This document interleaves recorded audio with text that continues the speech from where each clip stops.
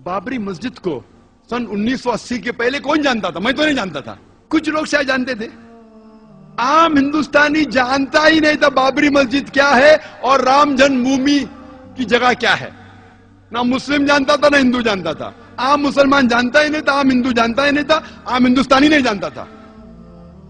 लेकिन इसको एक पॉलिटिकल प्लॉय बनाया गया, पॉलिटिशियन वोट बैंक के लिए। सुप्रीम कोर्ट ने ऑर्डर पास किया था कि इस डिस्प्यूटेड साइट पे, इस इख्तिलाफी जगह पे कोई नहीं आना चाहिए। उसके बावजूद 6 दिसंबर सन 1992 में, 1992 में 6 दिसंबर में एक बड़ी गैदरिंग हुई उसी डिस्प्यूटेड साइट के ऊपर, बाबरी मस्जिद राम जन्मभूमि इश्यू की जगह पे। ऑर्डर था सुप्रीम कोर्ट का, सबसे हाईएस्ट अथॉरिटी इस मुल्क की, नो गैदरिंग। तो भी गैदरिंग हुई। कौन गैदरिंग किया? Opposite party of politicians, politicians in the opposite party. हुकूमत चाहती थी तो रोक सकती थी, आसानी है, पुलिस उसके पास है, हथियार था, आसानी, लेकिन नहीं रोका। क्यों नहीं रोका? ऑपोजिशन ने गैदरिंग की वोट बैंक के लिए, क्या मुझे वोट मिलेगा। पॉलिटिशियन जो पावर में थे, अगर मैं उनको रोकूंगा तो मेरा वोट बैंक जाएगा, तो जाने दिया, आन दो, नो प्रॉब्लम, आ जाओ, पीछे के रास्ते से आओ। लेकिन टेलीविजन पे दिख रहा था सुप्रीम कोर्ट का ऑर्डर, नो गैदरिंग। उसके बाद क्या होता है? हजारों की तादाद में, 10,000 से ज्यादा, हजारों, tens of thousands of people, lakhs of people, लाखों लोग इकट्ठा हुए सब जगह से, त्रिशूल लेके बाबरी मस्जिद को शहीद करते। कोई भी अक्लमंद इंसान क्या त्रिशूल और तलवार से बाबरी मस्जिद नीचे आ सकती है? सैकड़ों साल से इतनी मजबूत इमारत आ सकती है? बोलते स्पॉन्टेनियस रिएक्शन था, प्लानिंग नहीं थी।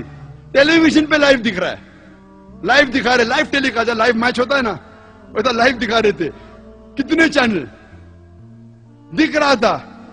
ऑपोजिशन के पॉलिटिशियन बैठे उधर, हुकूमत बैठे हुए पुलिस के सामने, और बाबरी मस्जिद नीचे आती। कैसा?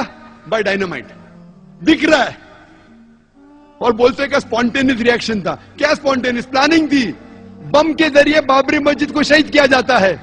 मुझे लगता है कि जॉर्ज बुश ने ये बाबरी मस्जिद डिमोलिशन को देख के उसको आइडिया आया होगा कि 9/11 न्यूयॉर्क ट्विन टावर को बम से गिराओ। —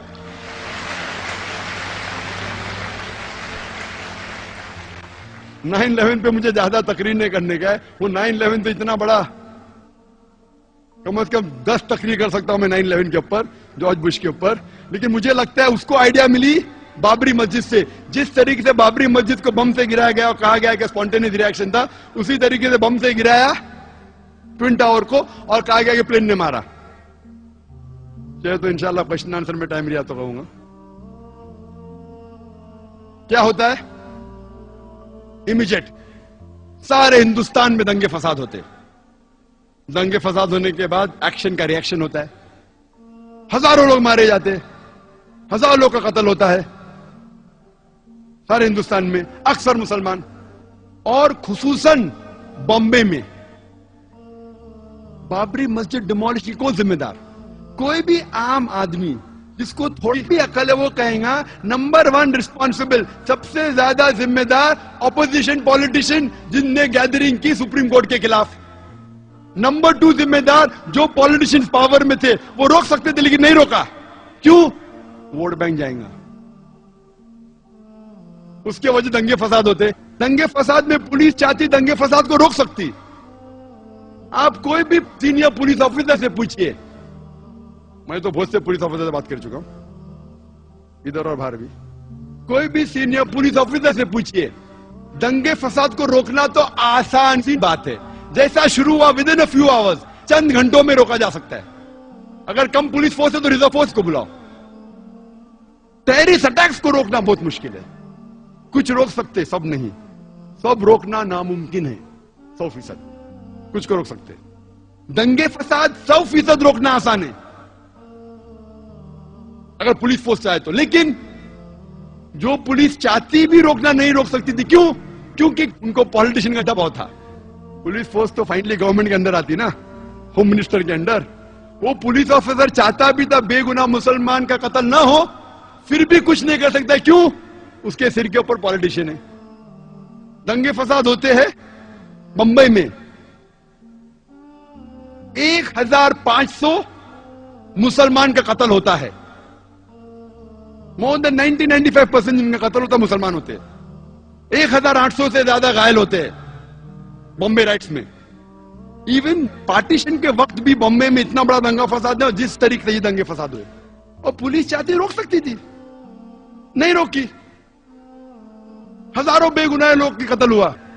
थोड़ा पहले रिएक्शन था दिसंबर में, उसके बाद जनवरी में एक हफ्ते बाद जो वापिस था, प्लान था पूरा। It was plan, hand in glove. कौन जिम्मेदार दंगे फसाद का? वही लोग। नंबर 1 ऑपोजिशन पॉलिटिशियन, जो लोग ने बाबरी मस्जिद में गैदरिंग की। नंबर 2 जो पॉलिटिशियन पावर में थे, उनने वो गैदरिंग को अलाउ किया, नहीं रोका वोट बैंक की वजह से। नंबर 3 आम जनता। आम जनता को बहकाया गया कि लूट मार करो। आम जनता, मेरे नजदीक इस हिंदुस्तान में आम हिंदुस्तानी, आम हिंदू, आम मुस्लिम एक दूसरे से मोहब्बत करता है। मेरे नजदीक मेरे कई हिंदू दोस्त हैं। आम हिंदुस्तानी, आम हिंदू मुसलमान एक दूसरे से मोहब्बत करते हैं। ये पॉलिटिशियन लोग चिंगारी लगाते हैं वोट बैंक के लिए, और बेगुनाह लोग को बहकाते हैं और उनके जरिए राइट्स करते हैं। हम आम जनता हिंदुस्तान की इन पॉलिटिशियन के बहकावे में नहीं आना चाहिए। नंबर 3 रिस्पॉन्सिबल आम जनता, जो बेवकूफ बन जाती है। नंबर 4 पुलिस, जो रोक सकती थी नहीं रोकी। जो लोग रोकना चाहते थे भी नहीं रोक सकते। क्यों? उनका ट्रांसफर हो जाएगा। जब इतने मुसलमान मरे तो गवर्नमेंट सोचने लगी अभी वोट बैंक मुस्लिम की जाएंगी, बड़ी छोटी है, तो क्या की? 1 जज कमीशन, श्री कृष्ण कमीशन को अपॉइंट किया। डरो मत, जो भी जिम्मेदार है वो गिरफ्तार होंगे। और कायम करते 1 जज कमीशन श्री B.N. कृष्ण को, श्री B.N. श्री कृष्ण को श्री कृष्णा कमीशन। और मुझे कहना पड़ेगा बिलाशुबा कि जस्टिस श्री कृष्णा वो एक डिवाउट हिंदू है, हिंदू धर्म का पालन करते हैं, लेकिन साथ साथ वो एक जस्ट और अपराइट इंसान है। साथ साथ वो एक ईमानदार और अदल के इंसान है, नागरिक है। हमें गर्व है उसके ऊपर। जस्टिस श्री कृष्णा अकेला 1 मैन कमीशन, वो क्या करता है? वो तहकीक करने लगता है कि जिम्मेदार कौन है। रिपोर्ट बनाते 2 वॉल्यूम में। पहले वॉल्यूम में कहां हमले हुए, क्यों हुए, क्या। दूसरे वॉल्यूम में कौन कौन जिम्मेदार थे।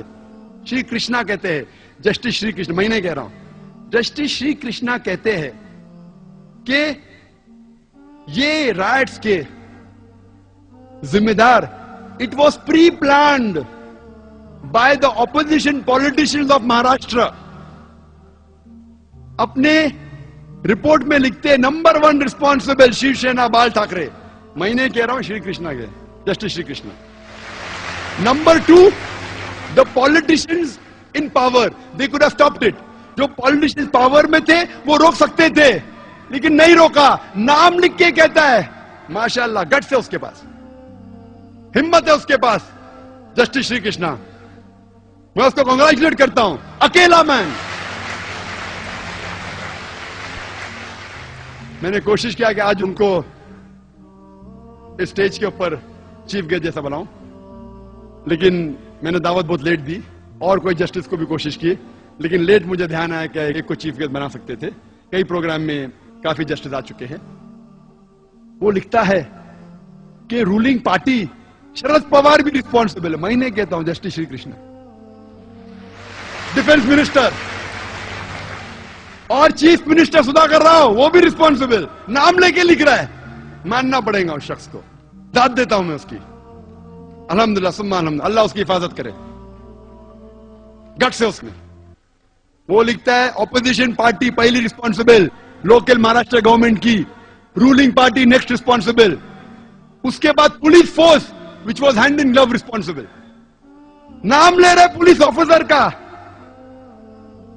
नाम लेके 26 पुलिस स्टेशन जो बॉम्बे के ज्यूरिडिक्शन में, वो जाके साल भर नोट करते रहा, अकेला शख्स।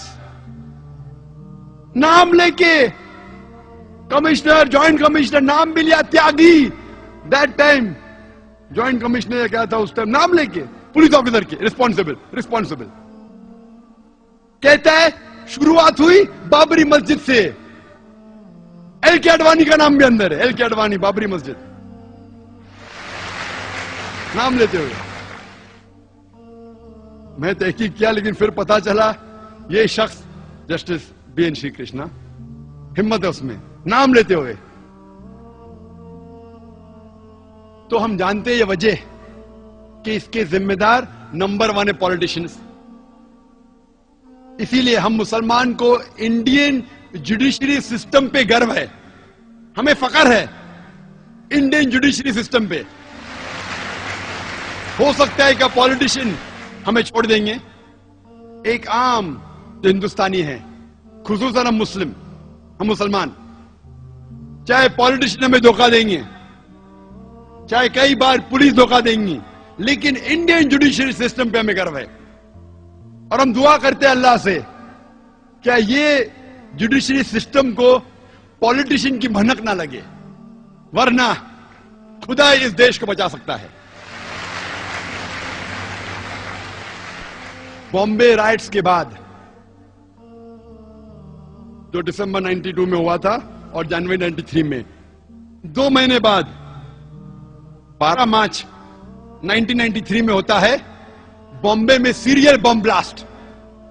13 बॉम्ब फूटते हैं, 13 बॉम्ब धमाके होते हैं बॉम्बे में, जिसमें 250 से ज्यादा इंसानों का कत्ल होता है और हजारों लोग इसमें घायल होते हैं।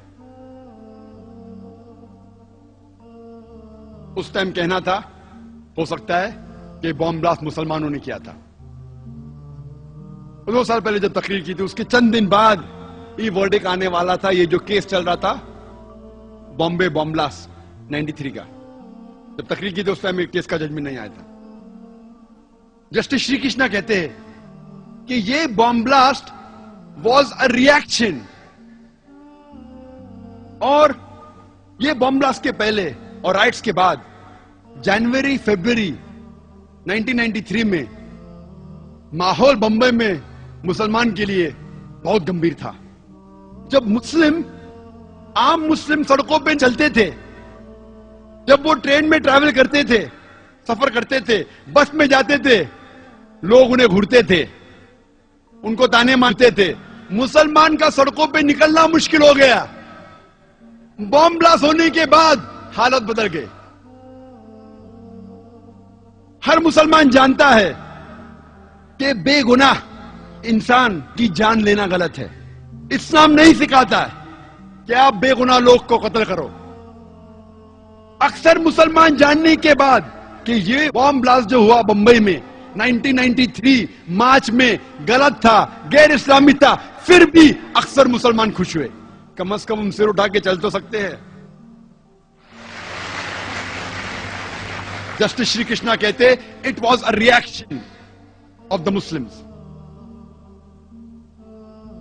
और इसके केस के बारे में बाद में हम जिक्र करेंगे, लेकिन यह कहना जरूरी है कि आप कोई बेगुनाह गैर मुस्लिम का कत्ल नहीं कर सकते, क्योंकि कोई और गैर मुस्लिम ने आपको तकलीफ दिया और आप कोई और गैर मुस्लिम को तकलीफ देंगे, यह बिल्कुल अन इस्लामिक है। ये जो 250 लोग मरे बंबई में बॉम्ब ब्लास्ट के जरिए, उसका जिम्मेदार कौन लोग? वही लोग जो बाबरी मस्जिद के अंदर ऑपोजिशन पार्टी ने जो गैदरिंग की, नंबर 1। नंबर 2, क्यों ऑपोजिशन ने की? वोट बैंक के लिए। नंबर 2, पॉलिटिशियन जो पावर में थे जानबूझ के नहीं रोका, नहीं तो सीट चले जाएंगी, वो रिस्पॉन्सिबल है। नंबर 3, आम जनता जो पॉलिटिशियन के बहकावे में आ गई। नंबर 4, जो पुलिस रोक सकती थी नहीं रोकी। नंबर 5, जो लोग ने राइट्स किए दिसंबर 92 और जनवरी 93 में, वो लोग रिस्पॉन्सिबल थे। महाराष्ट्र के पॉलिटिशियन, रूलिंग एंड ऑपोजिशन, वही लोग, सदर सबके पॉलिटिशियंस।